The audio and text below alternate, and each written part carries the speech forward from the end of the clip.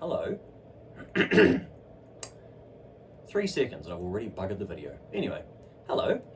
We're back on Bruno's Guitar Garage. This one's quite special. Now I hope you've got your best suit on. Got a cocktail in one hand and a something in the other, something. I don't know. Just parted your hair properly, slicked it down, you got a dashing moustache. Because today, people, we are going to the casino. Now, this is a modern reissue. It's not an original because why the fuck would I have one of those? Anyway, this one, if the serial is anything to go by, was March 22. So it's sat in a shop for about a year. It is, there's a little sticker on the back that says handcrafted in China. It passed its inspection, 34. Cool, sweet. It's completely hollow. Hello, I'm hollow. So you can do that with it, which is pretty cool. It has a very pretty trapeze tailpiece. It's a top loader. And it makes spooky noises. Somehow it has really good string tension. I think this is a kind of weird concoction of woods. I think the top is basswood, and there's a bit of bracing in there. I think that's spruce. Don't quote me on that. It'll all be on Epiphone's website. We get 2 P90s that are probably the same pickup, just in a different spot. You get a simple tune-o-matic. You get a 3-way switch, and that's my only modification, is changing that to cream, not white, because it was just a bit much. Lovely gold reflector top hat knobs. 22 frets, the same headstock it's had since 1963-ish. You get lovely Clusen-looking tuners. They're Clusen-looking, and they perform just about as well as the actual article, which is very special. You get the smart offset trapezoid inlays rather than dots. You get neck binding. Neck binding's a big deal for me. That's what sets it apart from the dot, but I think Epiphone changed that. Right, this one is a vintage sunburst, as you can see, because my old mate Timmy has a natural one and you just can't have the same guitar. The neck it's not chunky, but it's a really nice shape. It's sort of between a D and a U. It's nowhere near as big as the Antigua, but it's quite similar in terms of feel. This has smaller frets than your average Epiphone. So if you pick up a Les Paul or an Explorer or a Dot, they're all going to have bigger frets. These are probably a medium as opposed to a jumbo. Don't quote me on that. It's actually a fucking cool guitar. It's really comfortable, and you know, I love these semi-hollow things. I think they're so perfect. It just sits where I want it to sit. It's really resonant because it's hollow.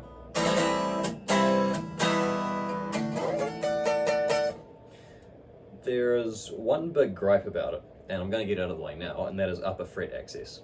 It is shocking.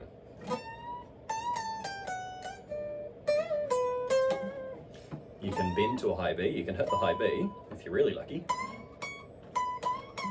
You can bend to a high C sharp. I can sort of reach to a high C, but anything more than that and you're fucked. So that's the annoyingest part. The Dot has its neck set slightly more forward so you can get to everything like on an SG. This one doesn't, but I mean, I guess in 1963 they weren't thinking people were going to go all the way up here. No Epiphone is perfect out of the box. If your one was, it was either fiddled with or you got really lucky. The quality control has stepped up a lot. This one was not without, a couple of flaws. The truss was just loose as a goose. There was a wee bit of glue or something on the nut, which I filed off. No, I sanded it off with wet and dry, carefully. The action was a bit and it wasn't super well intonated, but it felt good enough in the shop, so here we are. That's right, it felt good in the shop.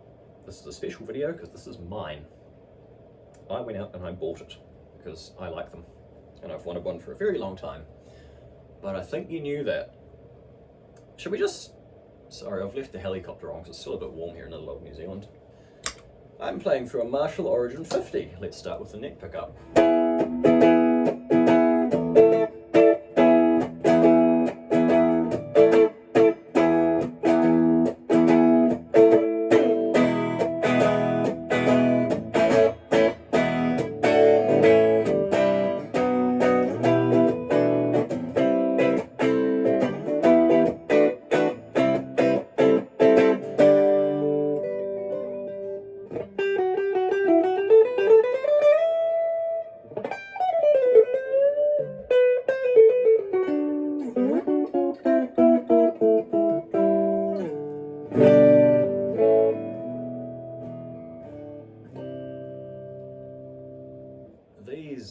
Epiphone, whatever they are, P90s, are very dynamic pickups. About 10 years ago, if you bought a run-of-the-mill whatever Epiphone, the pickups, like, you either got a good set or you didn't. They were off there. They did drive really well, but when it came to cleans, they were often a bit dull, and a lot of people called them muddy. That has changed a lot since about 2018, 19, and in 20 they gave everything a really big revamp. This was no exception. It even has nickel hardware on it, not chrome. Anyway, middle bloody thingy.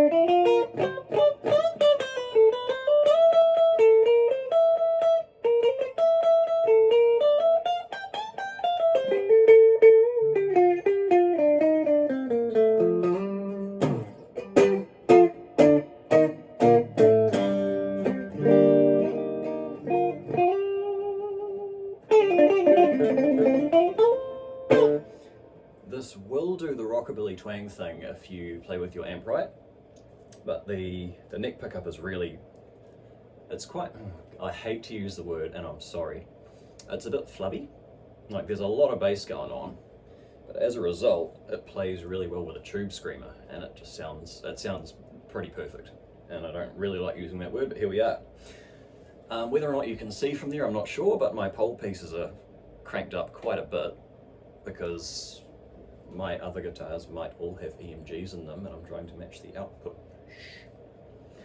These are really low output, sweet pickups. You chuck drive at them and they stay sweet. You chuck more drive at them and we'll get there, okay? We go to the, oh yeah, that's on a bit of an angle, but we can look past that. Bridge pickup.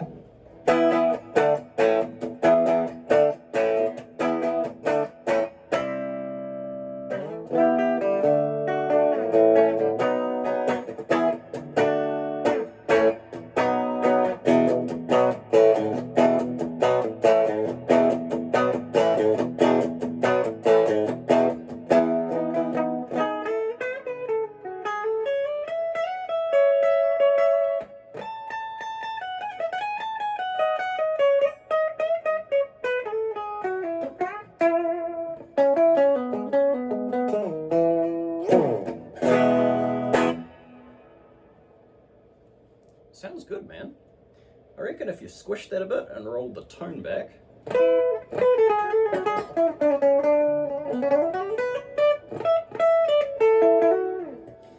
it'd make for a very good, you know, like slide or country tone, but I don't know anything about those, so I shouldn't really comment. Chuck some gain at it, eh? Everything's wide open. Like I said, the tube screamer.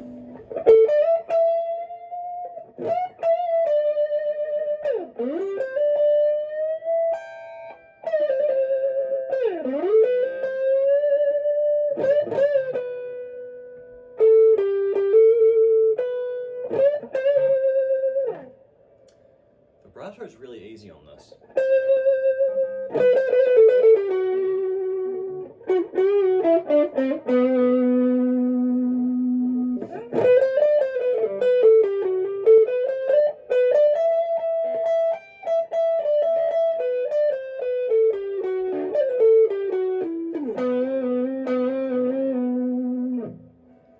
It just sounds really good.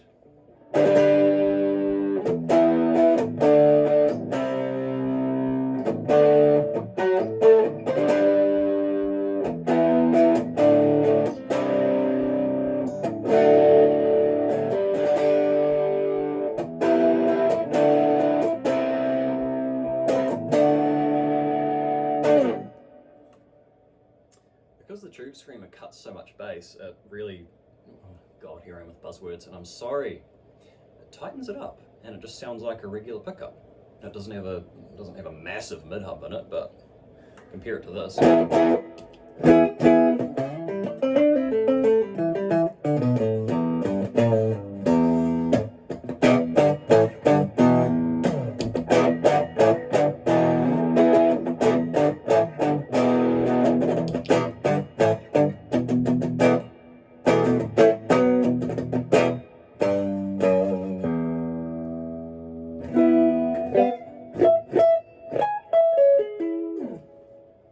In the middle.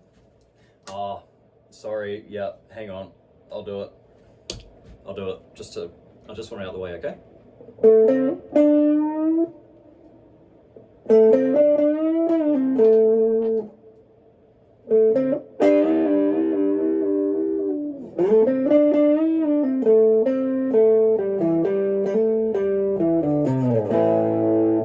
Yeah, right, that's out of the way. To the middle.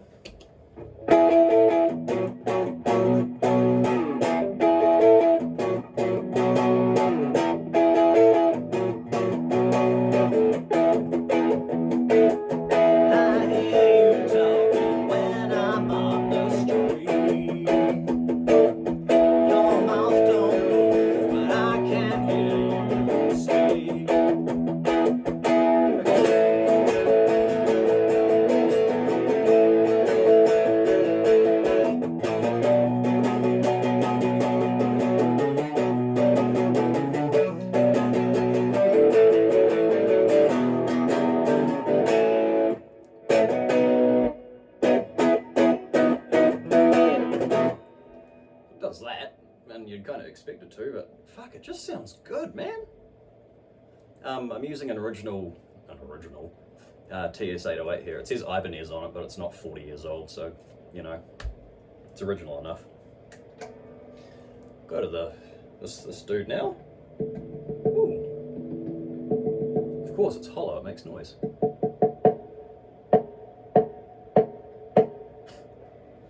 Small things, eh?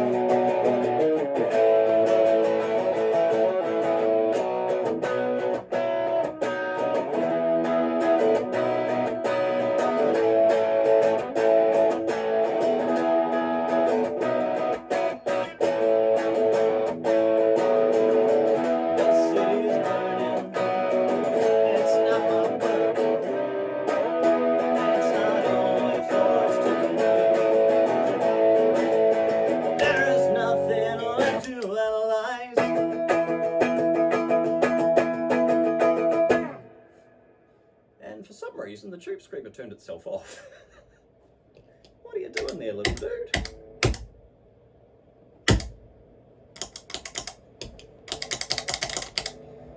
Okay, so if I hit another pedal hard enough, it must just trigger a little switch in it. Okay.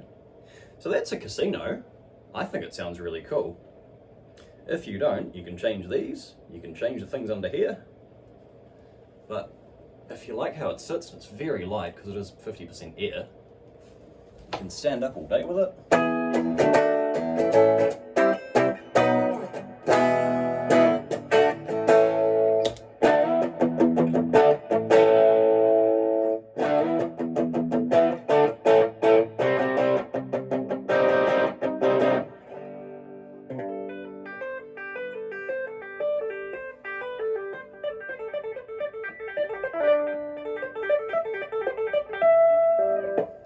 So that's my Joyo zip amp. Put this down.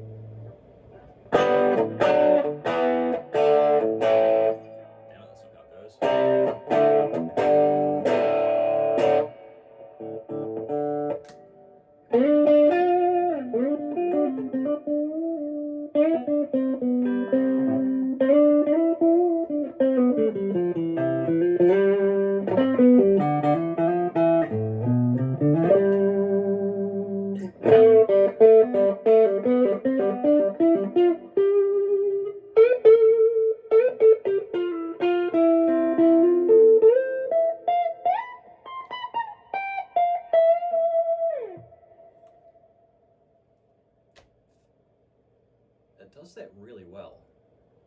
So if you've always been curious about the casino, go and play one. If you like it, buy it. It's that easy. Yes, I'm aware I do a lot of Epiphone stuff, but realistically, it's what I can afford. It does what I need at a price I can manage, and that's why it works so well for so many people. Anyway.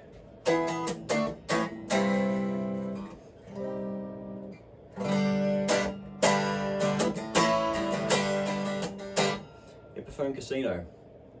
Remember your tux.